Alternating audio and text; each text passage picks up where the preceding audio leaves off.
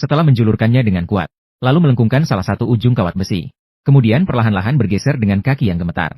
Dengan posisi yang sangat lucu, merangkak di atas tebing vertikal 90 derajat. Kemudian ia mengulurkan kawat besi tipis yang sudah disiapkan. Berusaha mengaitkan tali panjat yang berjarak 2 meter. Saat ini, gadis itu berada di dalam jurang yang sangat dalam. Sedikit gerakan saja seakan berjalan di atas es tipis. Untungnya jeripayahnya tidak sia-sia. Salah satu ujung kawat besi tipis akhirnya tergantung di atas tali. Namun dia tidak lengah. Masih berhati-hati, perlahan-lahan ia menarik kawat besi di tangannya. Waktu 2,5 menit berlalu dengan cepat. Akhirnya, gadis itu meraih salah satu ujung tali panjat. Namun ini hanya langkah pertama apakah dia bisa bertahan hidup. Setelah memegang erat tali panjat yang terpasang di tebing, dia mulai menggerakkan tubuhnya dengan lancar. Gadis itu akan menggunakan inersia untuk melemparkan dirinya ke tonjolan di sisi tebing yang lain. Dia berhasil namun bahaya masih ada. Melihat ke tanah yang tak berujung. Ada juga tenda yang ditinggalkan oleh pendahulunya di atas sana. Mendadak terlintas ide bagus dalam pikirannya. Kemudian menggunakan keterampilan memanjat yang dia pelajari. Gadis itu mulai mendekati tenda yang bergelantungan di udara langkah demi langkah. Saat itu, ia seperti binatang yang belum sepenuhnya berevolusi. Kemudian secara cepat menggunakan keempat anggota tubuhnya. Akhirnya mendarat di atas tonjolan batu besar. Namun pada saat itu juga, 3 pembunuh telah berada tepat di atasnya. Segera mulai mencari-cari di mana gadis yang bergelantungan di tebing itu. Meskipun tertutupi oleh batu besar. Namun setelah menghitung waktu, langsung menyadari bahwa gadis itu bersembunyi di bawahnya.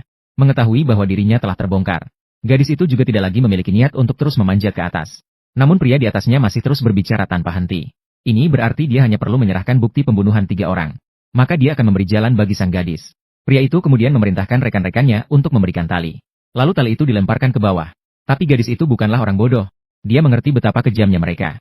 Jika dia menyerahkan kamera, maka dia benar-benar tidak akan lama lagi mati. Setelah berpikir cukup lama, sang gadis menggantung selembar kertas putih di tali. Ketika mereka melihat gerakan di bawah, ketiga orang itu mengira dia sudah menyerah. Secara langsung mereka menarik tali itu ke atas. Ketika mereka melihat hanya ada selembar kertas putih di ujungnya, pria itu meraih lalu membacanya tanpa sadar. Namun di atasnya tertulis ucapan salam kepada ibunya. Jika kamu ingin bermain, aku akan ikut sampai akhir. Mendengar pria di atas sudah marah sekali. Gadis tersebut tanpa sadar tersenyum tipis. Kemudian mulai mengamati sekitar. Dia bersiap untuk membuat tempat tinggal di sana. Kemudian sang gadis memasang gesper di celah batu di atas kepalanya. Menggunakan tenaga sekuat tenaga. Mengangkat tenda yang terbuang dan menghubungkannya di atasnya. Seiring dengan kedatangan malam, sebuah tenda sederhana yang tergantung di udara selesai seperti ini. Dengan penuh keberanian, gadis itu bersiap untuk masuk dan mencoba seberapa kokohnya. Untungnya tidak ada kejadian aneh selama proses tersebut.